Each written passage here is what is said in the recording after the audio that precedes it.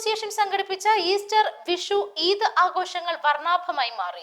രാത്രി 11 മണി വരെ നീണ്ടുനിന്ന പരിപാടി കലാപരമായ വൈവിധ്യത്താലും സാംസ്കാരിക ഐക്യത്തിന്റെ സന്ദേശത്താലും ശ്രദ്ധേയമായി.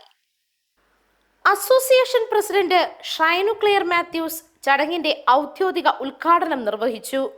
ഭരണസമിതി അംഗങ്ങളും നാട്ടിൽ നിന്നും എത്തിച്ചേർന്ന മാതാപിതാക്കളും ചേർന്ന് ഭദ്രദീപത്തിന്റെ തിരി തെളിയിച്ചു. Association general secretary Romy Kuriakose 2025-26 കാലഘട്ടത്തിലെ റിപ്പോർട്ടും ട്രഷറർ ടോം ജോസഫ് കണക്കും അവതരിപ്പിച്ചു.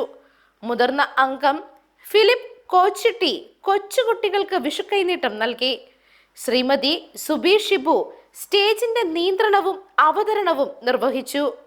പ്രശസ്ത കലാകാരൻ ജോബി പാലയുടെ നേതൃത്വത്തിൽ അവതരിപ്പിച്ച സംഗീത ഹാസ്യ സ്റ്റേജ് ഷോ ആഘോഷത്തിന്റെ പ്രധാന ആകർഷണമായി.